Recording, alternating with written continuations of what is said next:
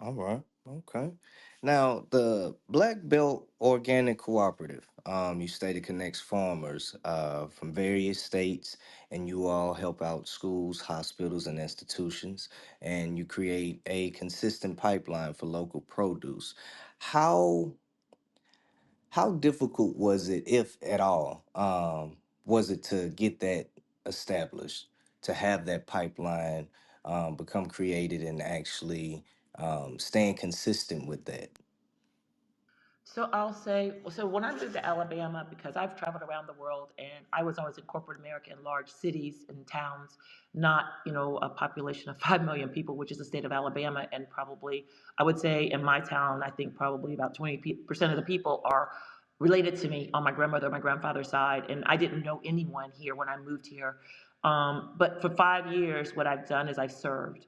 I am a servant and I will always be a servant. I don't care if I'm a billionaire, I will always be a servant.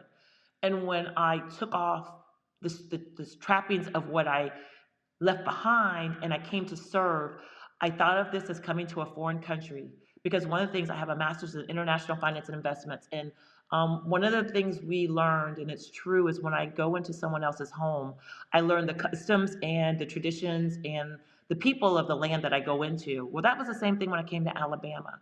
So what I did was I served. I served other farmers. I served my community. I served. I still serve.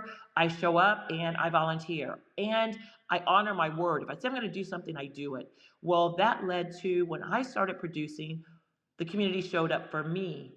It's funny, my reputation went out before I knew it, and people come up to me and say, "Oh, I know who you are. I know where you are. I know where you grow." They know my story, know my life, not because I told it, but because I served and people asked and they got curious about who is this stranger, and it took on a life of its own. Well, that led to my county coming to me this summer and saying, "Hey, we want to offer you a $40,000 grant. We want to feed 150 families every other week, a families of four, with food boxes. Can you do that?" Well, technically I couldn't because my farm doesn't produce that, but I had built out a community of farmers who, if we put ourselves together, we could.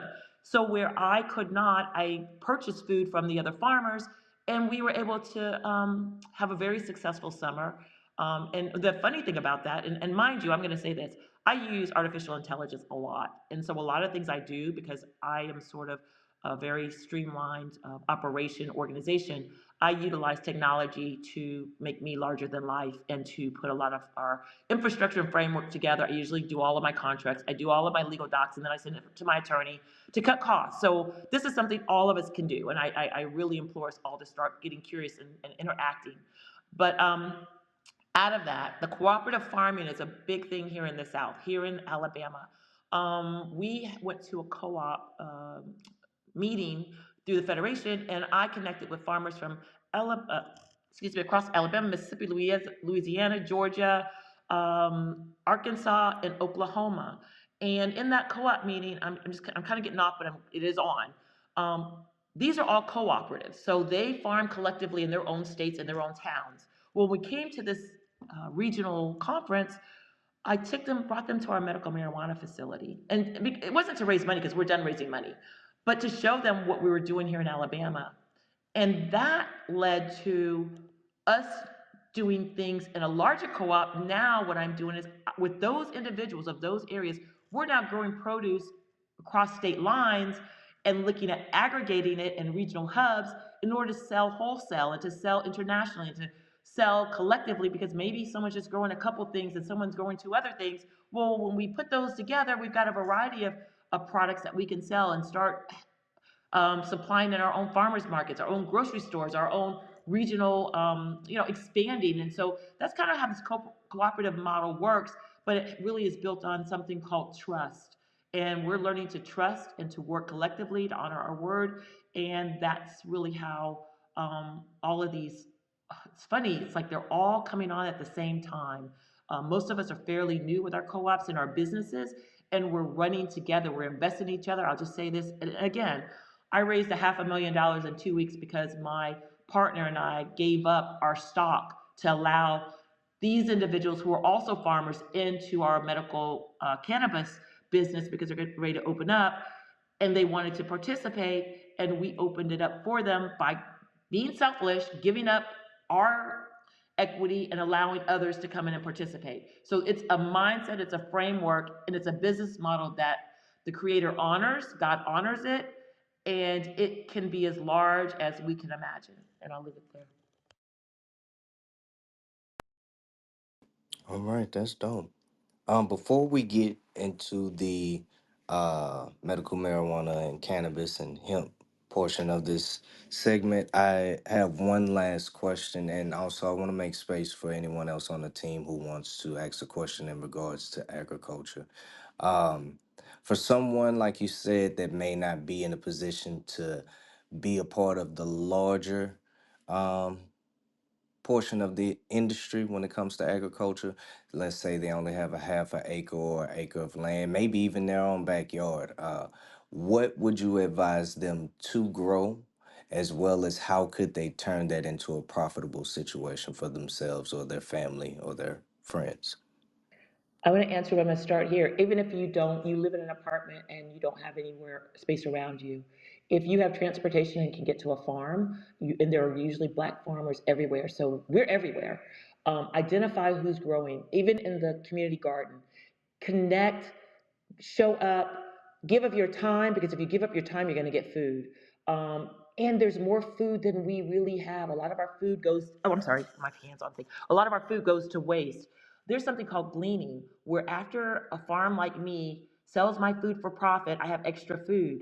Well, if someone, organization, or folks come in and they want to harvest what's left in the field, then that's good, healthy food. It might be a little imperfect, but a lot of food is that's not genetically modified.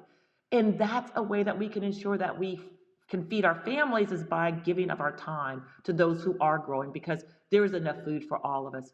If you have a backyard, if you have a porch, um, I'm going to say this: get on YouTube, go to Chat GPT, call me, call people you know, especially in these spaces. There are folks who talk about this all the time. We are more than happy. I'm happy to even send seeds. All you need is a cup and some water and some light or some LED or whatever to get you started and start growing things that you like. That's what I will say. But you need to kind of know what grows in season. Funny enough, I just picked our last watermelon about 2 weeks ago. It was growing in my high tunnel. I think a bird or a squirrel dropped the seed. And I kind of let the vine grow and to see what would happen. I ended up with 4 watermelons out of that. This over the fall, late fall, beyond the growing season.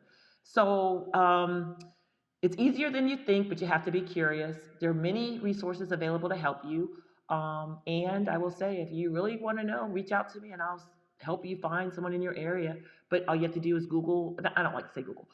Chat GPT it, because that's how I write all my grants. That's where I connect with all the organizations. That's where we get thousands and thousands of dollars through finding out who, not just through the government, what private um, organizations are helping black, I'm gonna put it there, black farmers or folks who want to get into farmers. There's so many grants available for new farmers. But I will say this: grants don't come when you want them, and they don't work for everybody. You kind of got to rank in the top, I don't know, 3 out of 100 or something like that.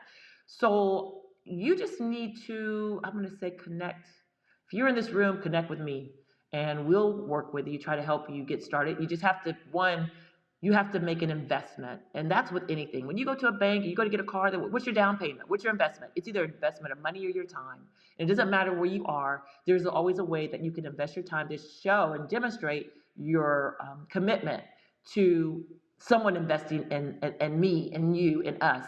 Um, to monetize, well, I'll tell you what, everything I have, I either consume it, I give it, or I sell it. And I use a multi-tiered process because I know people in my community can't pay retail and I mean, don't want to take all their money. So I sell, and sometimes I ask people, oh, that might be too high. Well, what do you want to pay for it? Whatever they want to pay for is what I'll sell it to them for. If they want it for free and say I want it for free, I'm going to give it to them. Because I know I can go to the open market, I can go to other communities, and I can get top dollar. By the time I average all that out, I'm doing very well. Um, Usually to monetize, that means you need to find other people to grow with so you can get the volume where you need it to be. There's also something called added value. If you know how to make teas, if you know how to um, can, those are products that they hold in terms of them being non-perishable. They'll last for years. you can sell those products, and they have a long shelf life.